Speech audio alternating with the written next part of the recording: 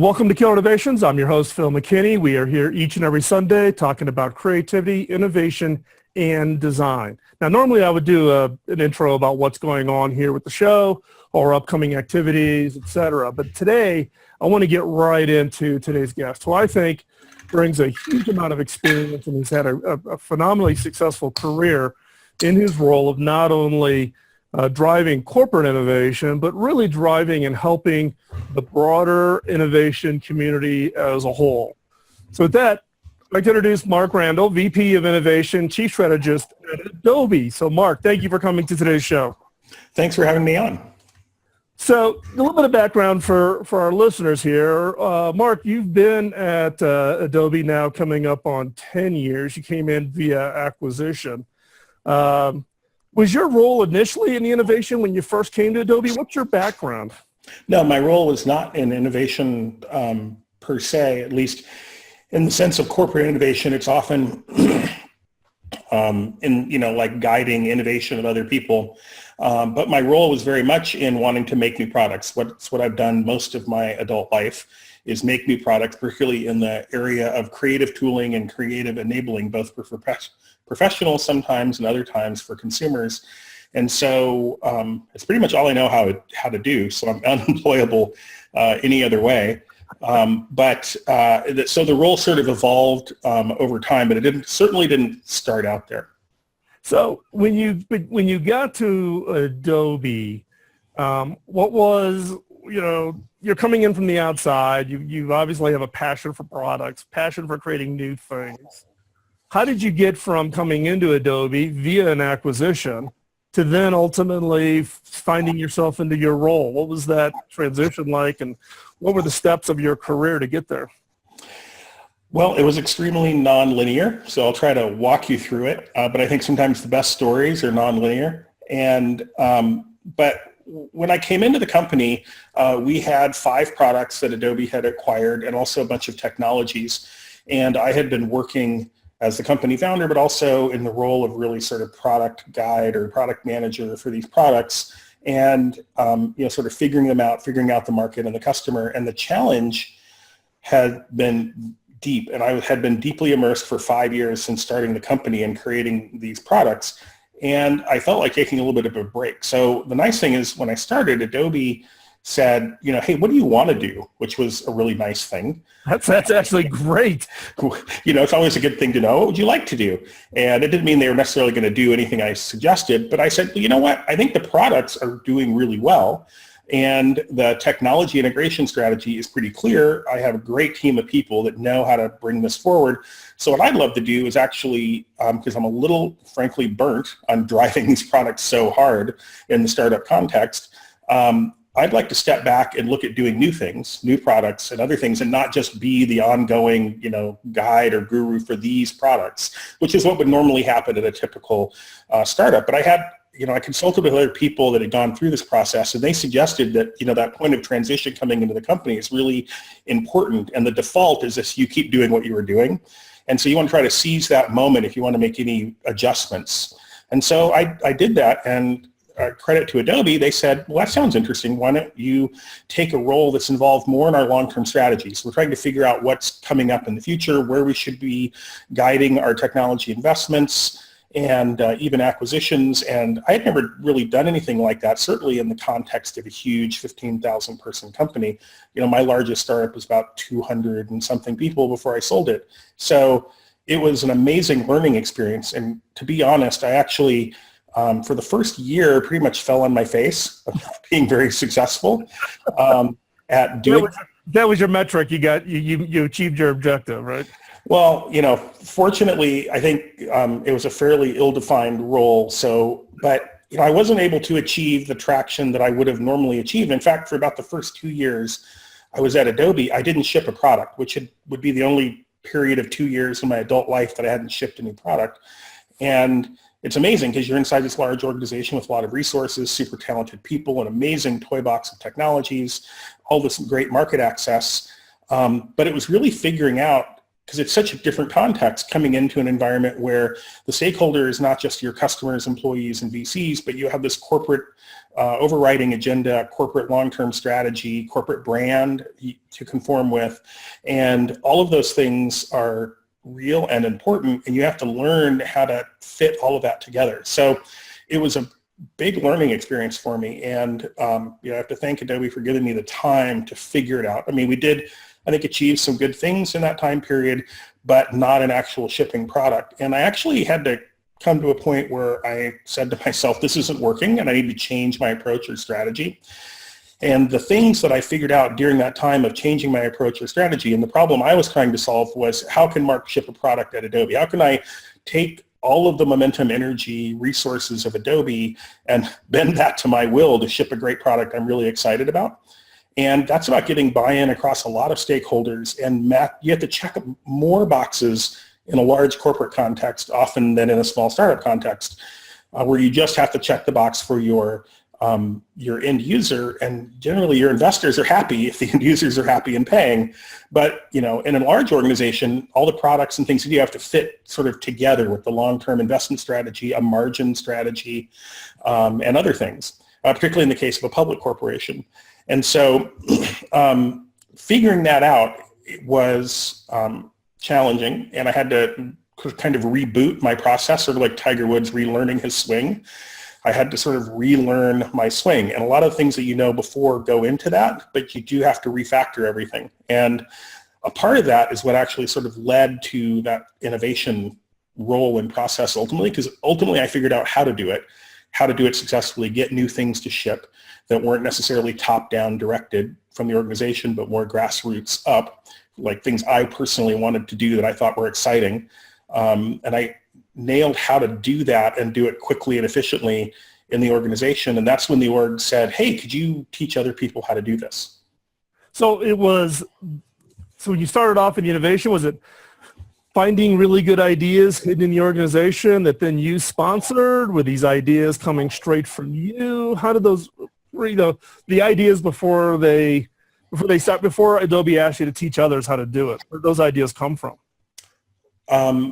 Well, I think they were, as much as in my startups, they were my ideas. I'm not sure that any idea is purely my idea. It's always they never are. There's always inspiration, right? Right. There's inspiration. You're standing on the shoulders of giants. You have a team of people around you usually that are contributing great ideas and also helping you filter your worst ideas or the worst aspects of your ideas. And, my constant refrain is I only have to be right 60% of the time with my ideas. But where failure comes is if I am not in an environment where people can help me figure out the 40% that are wrong. And so, to the extent that they were ever my ideas in any of the products, they were the same amount of being my idea in terms of things I got excited about, and I started developing the business case and the strategy and really convincing myself, as I would as an entrepreneur, that I want to pursue this. And that's a big, important element, which is convincing the company. Sure, it's hard, but there are a lot of things that I might be able to convince the company of that I'm not excited about or that I don't think is a good idea for the company. There are a lot of things we could do, but I want to do things that are uniquely suited to Adobe and uniquely valuable to our customers. So that's like almost a higher bar than just financially successful or strategic fit. And so I sort through a lot of different ideas, concepts, directions, and then slowly would hone in on the ones that I really wanted to pursue. And I was able to make those eventually, figure out how to make those successful in a large organizational context.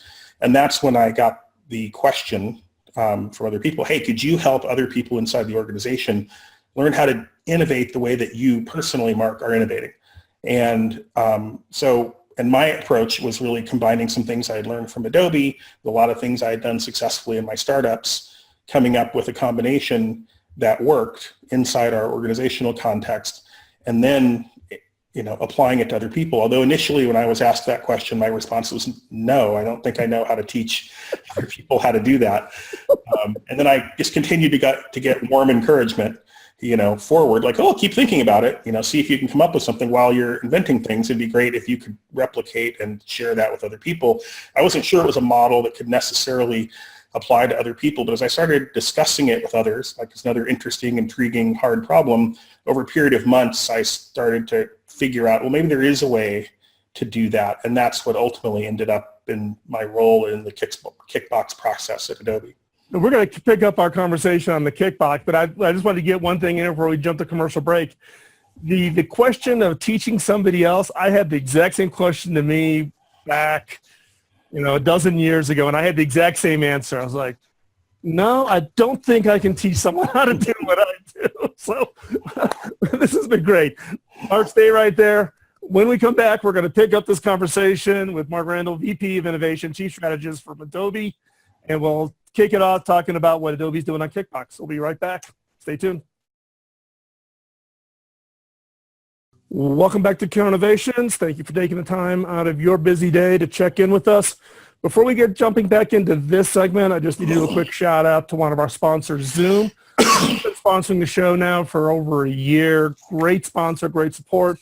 They've got great technology. I am in a Zoom meeting multiple times a day. This is my 5th Zoom call today with guests for today's show. It's a tool technology that I've become absolutely dependent on with my team scattered around the world, so go check it out. Also, I want to do a little shout out. Zoom is holding their first user conference in San Francisco towards the end of September called Zoomtopia. So check that out. We'll have some information out on our site, or you can go over to zoom.us. Zoom has also made available a free account to listeners of Kill Innovations. That account will allow you to collaborate with up to 50 people on a video call. It's a free account. Hop on over to killerinnovations.com/Zoom to find out more. Let's continue our conversation here with Mark Randall, VP of Innovation, Chief Strategist at Adobe. So, Mark, just as we were going to commercial break, you were talking about the work that you did in Kickbox.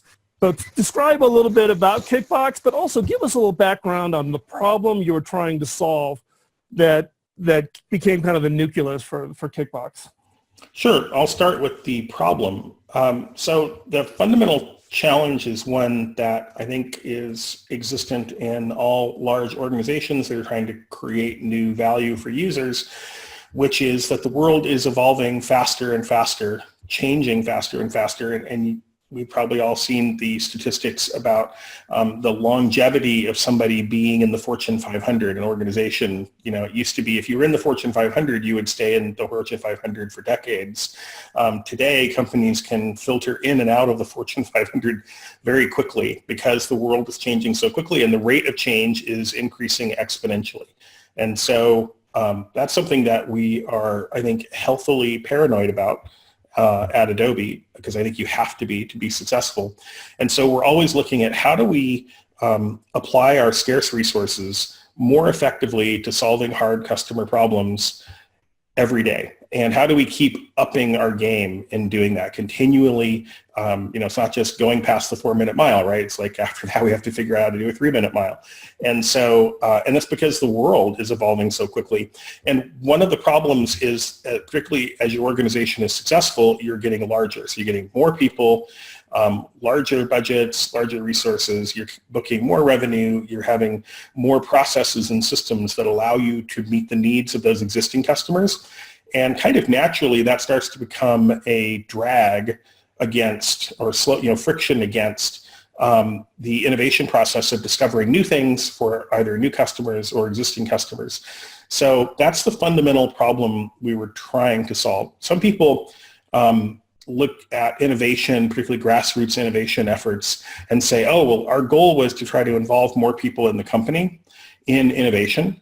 And I'm not sure that's exactly the right goal, unless you think that that's going to get you to your ultimate goal. We really started with the ultimate goal, which is we have to be more effective with our resources, returning more value to our users with those investments, which means, and we also have to stay ahead of a competitive threshold, because we don't want to be doing Me Too products. If somebody else is already solving a problem really well, that isn't necessarily a market we need to go into. There's all sorts of new problems that are emerging that are high value problems for customers that we want to solve. So it's identifying those and figuring out where is that cohesive customer, what is the nature of that problem, and how do we define it exactly, and then how do we come up with a novel solution that's going to be more cost effective or generate more value for the end user faster. So I think that was ultimately the impetus when I was asked, hey, can you teach other people how to do innovation the way you're innovating your own products inside Adobe? And that led to, initially me saying no, and then thinking about it and coming up with, well, maybe there's a process. Maybe there's a way that you can enable other people to have the same opportunity. I wouldn't say innovate in the same way because all products, customers, and problems are different. And so a lot of times innovation truisms need to be kept at the meta level because there are so many differences within individual implementations or executions that you need to do. Looking back at my own products, there are so many differences between each one, so you have to draw a thread through the meta sort of truths or principles that you want to pursue.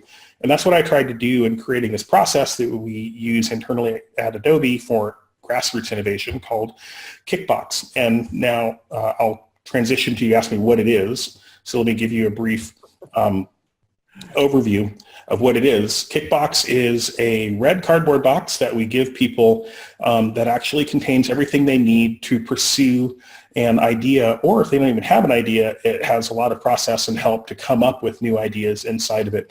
So Kickbox is this tool. They come to a 2-day workshop where they receive their box. Inside the box, it is loaded with a 6-step process that walks you through how to develop a new idea and successfully test that idea out with customers and then bring that data back and use it to justify increased investment from the organization. And the box also includes a prepaid credit card with $1,000 on it, which is enough money for them to usually be able to go out and do some early testing with end users, not of the product, because that's not enough money to build a product, but to test the value proposition of the product. And that's important because at Adobe, we know how to build products. We've been doing it for decades. So that's not the risk factor. And with innovation, it's all about eliminating risk factors. And the biggest risk factor is actually not that we can't build a product, it's that we build the wrong product, or the product that customers don't value enough. Yeah, so I mean, it's interesting because I'm trying to remember the timing when you came out with Kickbox, but it took the innovation community by storm. There's been a lot of interest in this Kickbox. Yeah, it's been really gratifying to see other people. So after using it at Adobe, actually for a couple of years, during that time, other people started to hear about what we were doing. It wasn't a secret. It's just, hey, here's this weird process we came up with at Adobe. And people would call me and say, hey, I heard this crazy stuff. In one case, it was from some consultants that were at Adobe that talked to some people that had done Kickbox. Then they were consulting at another company, and they were bemoaning their problems with grassroots innovation. And they said, oh, I used to see the crazy stuff Adobe's doing. So somebody calls me, and I'm like, oh, sure. Let me just walk you through it. And they're like, really? Does that actually work? Are you allowed to do that? And so I said, well, we're doing it, and it's working great for us. And so other people started to adopt it, and eventually word started to spread. I got invited to talk at some innovation conference. I did so, and a lot of people started following up. And really almost as a self-defense maneuver, because I was starting to get a dozen calls a week from people at other companies, just randomly, hey, we heard you're doing this crazy thing. People were blogging about it, talking about it. I went back and we started talking at Adobe. I said, why don't we just open source this? And so we did. So that's great. So we're going to take another quick commercial break. When we come back, Mark, I'd like you to share us a little bit of your direct history, because I believe you have a big attraction of using Kickbox outside the U.S., but also just the other companies. So share with us some of kind of the results of the Kickbox activity. So when we come back, we're going to pick up our conversation with Mark Randall, Head of Innovation at Adobe. We'll be right back. You're listening to Kill Innovations on the BizTalk Radio Network. Welcome back to Kill Innovations. I'm your host, Phil McKinney. Before we hop back into this segment, another shout out to one of our great sponsors, which is HP. HP has started the sponsorship here in the last couple of months. Now I know some of you are going to say, hey, you're biased. You're the former CTO at HP. Yes, I was. But I've been gone for 5 years. HP reached out. HP is a great supporter of the charity work. So if you've been a long-time listener of the podcast or the show, you know this is not a moneymaker for me. It's my way to pay it forward, give it back. HP helped me start Hacking Autism when I was the CTO. They support it now that I run it as a standalone 501c3 here in the United States. And so HP coming alongside sponsoring the show actually helps provide funding to Hacking Autism. So I just want to give a quick shout out to HP. Thank you for the support. thank you for the support of the charities that we're involved in, both that and Pioneer Education, the work that we're doing in Africa on teaching innovation and creativity to schools in Rwanda. HP is actually, we're in the middle of updating the studio here. We'll have a video here soon, hopefully, if I can finally get it wrapped up. We'll show you all the new gear, the new equipment for all you tech heads out there who've been asking for how the studio all got put together. And we'll do that soon. So check it out. You can also see what's latest coming on with the work that we're doing with HP. You can hop over to killerinnovations.com/HP and see all the products and technologies that we are now using here at the show. So thanks. So let's continue on the conversation. Mark, we were wrapping up at the previous segment, specifically talking about the rollout and the use of the Kickbox, but also of the other companies that have gotten excited about it. Talk me through a little bit about what's been the output on the other end of the Kickbox activity, both within Adobe, but also maybe some of the other third-party companies that have adopted the Kickbox program. Sure. So at Adobe, we've ended up with both new products and new features and technologies we put into products that are customer-facing and also internally facing, new initiatives that have been optimizations for Adobe in terms of our business processes internally. So not all innovations are necessarily external, although ones that people would know about are things like the music sync feature in Lightroom came out of a Kickbox innovation team. And so, but it doesn't just stop there because we open sourced Kickbox. So now anyone can go use the same Kickbox process that we developed for ourselves internally at Adobe. And now there are thousands of other organizations around the world who have been using Kickbox. And that runs the gamut from people like Cisco, who came up with 1,100 new ideas after deploying Kickbox to all 60,000 employees worldwide. And they based a process on Kickbox. This is open source. I encourage everybody that adopts it to adopt it to the culture of your organization and not just do Kickbox exactly as Adobe does Kickbox, but really to use the principles behind it and adapt it into your culture. We've also seen MasterCard do a terrific program based on Kickbox called IdeaBox, so they came up with 700 new ideas. Companies in Europe like Swisscom, Liberty Global, which is the largest cable provider in Europe, people like Vanage. We've seen organizations really across all industries, even industries that are not high tech. So it's not just a high tech thing. The people at Caterpillar, a 100-year-old heavy equipment manufacturer, are actually out of their first Kickbox group. They now have in development the first consumer product in their 100-year history that'll actually be sold in Home Depots, I'm told, before the end of the year.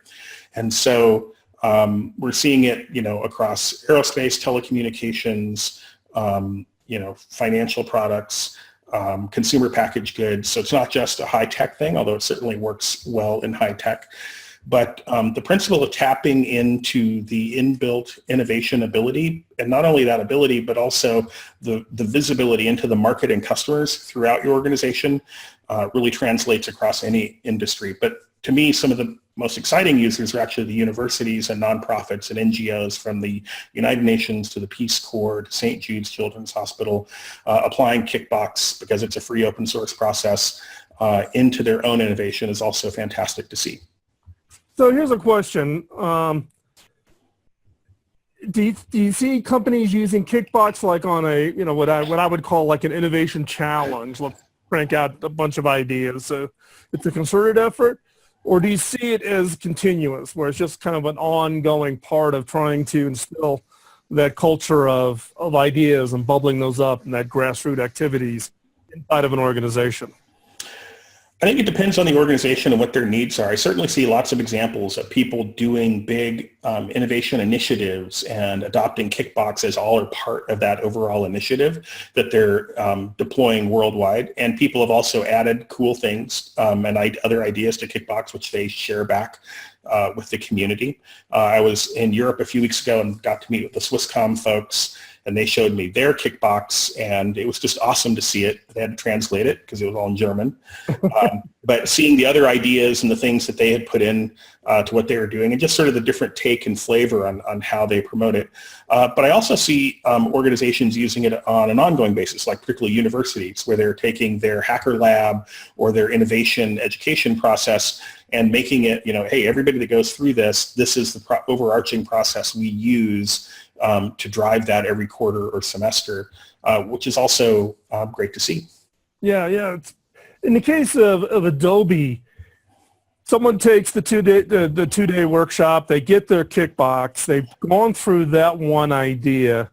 What percentage of the employees do you see that then go for a second idea, a third idea, a fourth idea, or is it kind of I get through it once and then I'm focused on that one idea? I mean, how many employees actually kind of get bit by the bug, I guess, that you and I get been bit by wanting to create constantly have this funnel of ideas we just never satisfy. Right. So that's one of the things that the Kickbox process actually helps with is people that are excited about doing innovation. We end up having tons and tons of ideas. But the trick is, of course, to only bring a very small number of those all the way to fruition. So you have this kind of pyramid thing where you're starting with thousands of ideas. I've had people ask me, hey, Mark, how do I just come up with 3 hit ideas, like 3 big ideas in my life? And unfortunately, the only answer I could give people is to come up with 3,000 lousy ideas. And, I'm not smart enough to do just the 3 good ones. And I haven't figured out that. If you've got that formula, let me know, because I sure as heck figured it So out. people assume that just like writing hit songs or a lot, doing a lot of things that art or other things where we may look at it as outsiders and be just amazed and think there's some kind of magical gift that people are born with to enable that. Really, it's actually rigorous process. Even being a stand-up comedian, it's like rigorous process, work, practice. You start out bad, you get better by iterating, taking constant feedback, tightening that feedback loop. And so it's really, it's a craft. It's a process of doing it. It's not some divine inspiration where the clouds part and suddenly the idea for the next iPhone is revealed to you. It's actually the process is just a hard slog up a muddy hill of going through different idea elements, combining good ones together. And that's really the way Kickbox documents it. It's, unfortunately, I'd love to package it all in the glamour, but reality is innovation is just hard work. And the more you do it, the more you fail early at it and get better at it, then you start failing less and it starts becoming more fun. But it's just like working out or anything else. You have to kind of stick with it through the tough wall that you hit on a diet or working out or anything. And we kind of talk about that in innovation. Like you just have to work through that feeling like every idea you're coming up with initially sucks, which is why we teach people ideation should be an ongoing process, not something you just do when you need ideas. Right. And, just like, a diet needs to be a permanent change of habits, innovation needs to be a permanent change of habits. And one of those habits is you have to be continually ideating, capturing those ideas because most of them are going to be bad. There's going to be nuggets of good ones, and that's where you want to be capturing those. And when they get good enough, you sort of work them through that funnel. And eventually, maybe, rarely, one comes out that you really want to pursue and test against end users. And that's where we put that process in place to go do that testing. So with Kickbox, one interesting thing we've seen, to answer your question, is people that do one red box successfully take it to the blue box level actually often become people that do multiple blue boxes eventually on different ideas. Right. We're going to come back after this commercial break. We'll talk about going from the red box to the blue box and how does that actually get translated as we go into the last segment. So you are not going to want to miss this conversation. We're going to take a quick commercial break here and continue our conversation with Mark Randall, VP of Innovation, Chief Strategist at Adobe, talking about, this process of the Kickbox, which they've opened for. We'll have all the links into the show notes, and we'll share that with you. When we come back, we'll talk specifically about what happens post that first box. What do you do with it next? So stay right there. We'll be right back after this quick commercial break. You're listening to Killer Innovations on the BizTalk Radio Network. Welcome back to Killer Innovations. We're going to pick up our conversation with Mark Randall.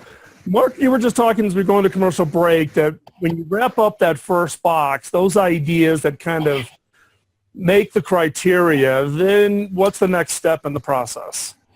Well, so it starts out with the red box. There are 6 levels in the red box. Each level in the red box has a set of actions that users need to complete, and it's all self-managed, so it's a very lightweight process. And when they complete the checkboxes at the end of each level, they're sort of broken out on quick reference cards, and when they complete the checkboxes, they advance to the next level. When they get to level 6, they've actually graduated. If they can check all the boxes at the end of level 6, they're ready to graduate to the blue box level. And how they do that graduation is the last and final requirement in the red box at end of level 6 is for them to get a leader within our organization at the level of senior director or above, of which there are hundreds at Adobe. They just have to get any one of those people to fund the next round of their experiments. And sometimes that funding can even be to prove that they're wrong. Like the person says, I think this premise is wrong and the early data you gathered isn't correct. And the innovator can say, great, fund my next round of experiments. Help me specify that experiment and let's see if you're right or I'm right. And sometimes they'll go get that funding and that actually earns them a blue box.